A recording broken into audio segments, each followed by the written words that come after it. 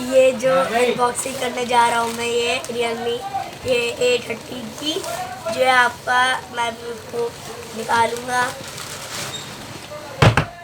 ये A30 जैसे आप देख रखे हैं, ये गैलेक्सी M30s में तो फ़ोन कैसा